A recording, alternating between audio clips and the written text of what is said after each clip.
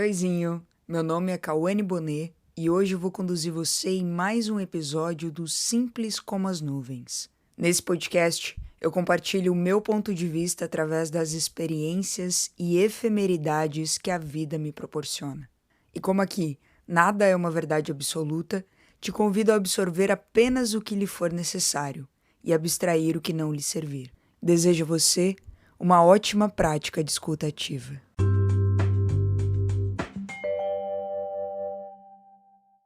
A primavera chegou para a felicidade de uns e tristeza da galera da rinite e sinusite, né? Que no caso é só uma piora do que a gente já vivia no inverno, então sigamos, é nóis. Confesso que escrever esse episódio hoje foi um pouquinho mais difícil para mim, porque eu tenho um temperamento melancólico, então não que eu goste do outono e do inverno, mas eu consigo entendê-los melhor. Entender essas estações melhor. Mas essa dificuldade não veio só disso, obviamente. Veio um pouco dessa expectativa de que agora, no tempo de florescimento, nessa minha teoria, não tinha mais o que trocar, né? Sobre a primavera, acho que todo mundo sabe que é seguir, né? Deixar tudo acontecer. O ânimo vem naturalmente. Mas aí surgiu uma outra questão que eu comecei a observar nas pessoas que eu conversava e, obviamente, em mim também, que foi a seguinte questão: como que os mais rígidos, que querem ter o controle de tudo, lidam com essa parte de deixar fluir, que é a primavera, né? Os que querem segurar tudo, fazer do jeito deles e obter da mesma forma, como que é aceitar que agora, e sempre na verdade, né? Não só agora, mas principalmente agora, muitas coisas não estão sobre o seu controle. E o florescimento é no fim sobre o que você plantou, né? Como que aceita isso? E sobretudo, o que você fez lá atrás, e sim, né? Algumas coisas a gente ainda pode fazer, sempre há tempo, mas outras sementes já germinaram lá atrás, cresceram e agora estão próximas de florescer. E aí, como que essas pessoas controladoras, mais rígidas, me incluo nessas pessoas em muitos momentos, sou controladora, quero ter controle, sou um pouco rígida, como que a gente faz? Então esse episódio será dedicado às partes em nós que ainda buscam controlar o todo, aquelas partes rígidas que ainda não aprenderam a relaxar e soltar um pouco a vida.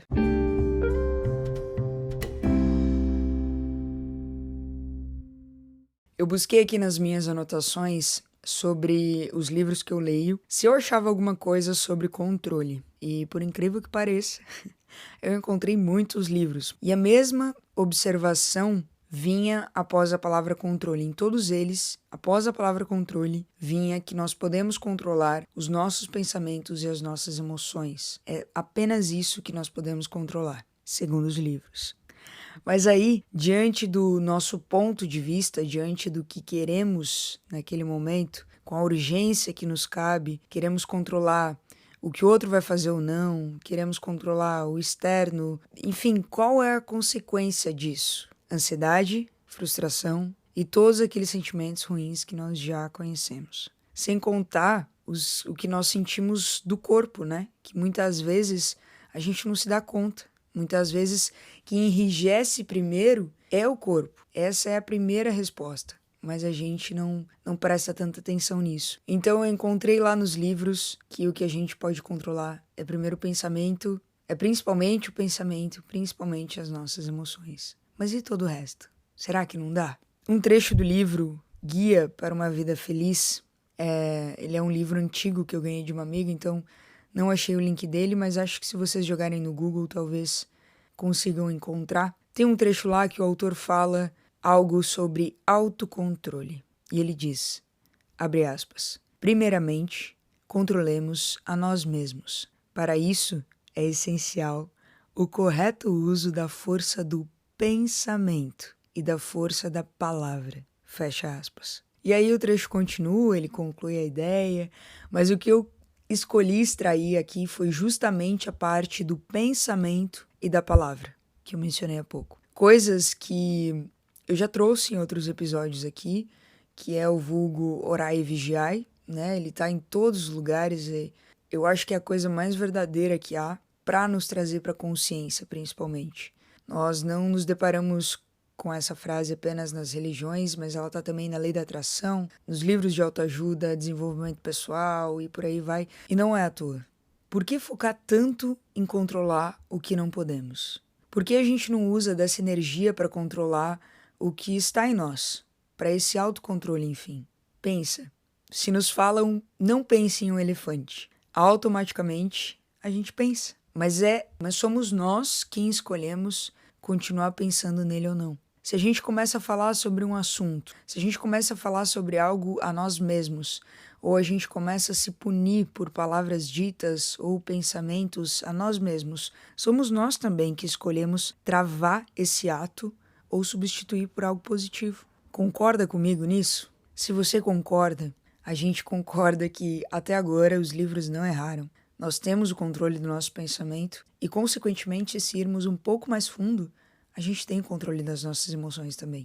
A gente só precisa, talvez, de um pouco mais de conhecimento, um pouco mais de consciência. Mas então, voltando para a parte da rigidez, como que a gente pode se tornar menos rígidos com nós mesmos? Eu, Cauane, penso que esse é um caminho muito individual, onde cada um vai encontrar o seu próprio jeito para lidar com essa rigidez. Mas partindo aqui do autocontrole de pensamentos e palavras, eu acho que as perguntas, elas podem nos ajudar muito nesse caminho.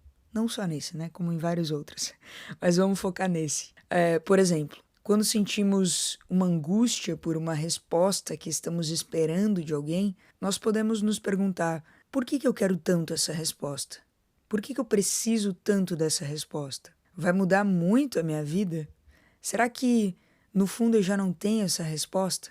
Muitas vezes a nossa frustração é sobre o controle externo que não nos permite relaxar. Outras vezes é sobre o próprio autocontrole, quando a gente fica se punindo por não estarmos agindo como, entre aspas, deveríamos. Mas só de agora estar consciente dessas vias que existem, eu acredito que nós podemos transitar entre ambas e fazer o nosso melhor em cada uma. Quando eu estou esperando do outro, o que eu espero e por que eu espero? O que essa espera está causando em mim?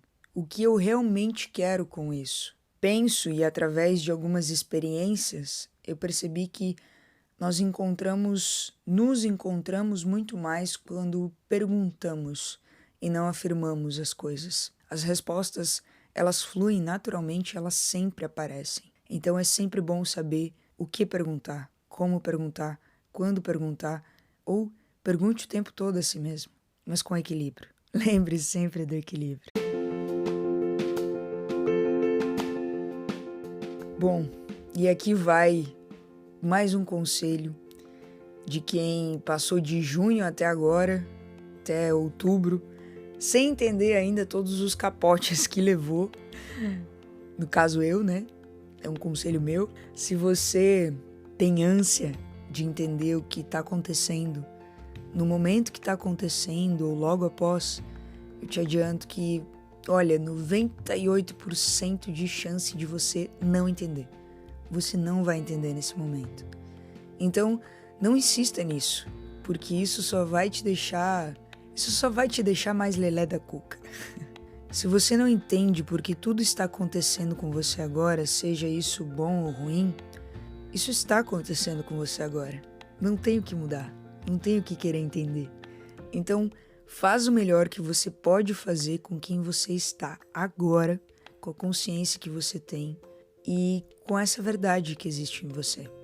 Nesses 4 meses que eu citei, eu passei por muitas coisas que eu jamais imaginei que eu ia passar, outras que eu já esperava, mas em todas elas o que eu mais queria, de verdade, era aprender. Era vivê-las até o fim, porque eu também sabia que elas iriam passar. Eu sabia que a primavera iria chegar.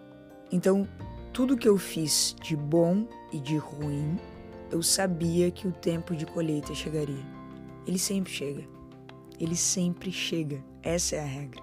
Então, na boa, vai comprar uma planta, vai mudar um móvel de lugar, vai pisar na terra, vai entrar em contato com a natureza, andar de bicicleta, fazer novas amizades, vai colocar essa rigidez toda que tu sente no teu próprio corpo, em movimento. Faz disso uma prática e abre o teu coração.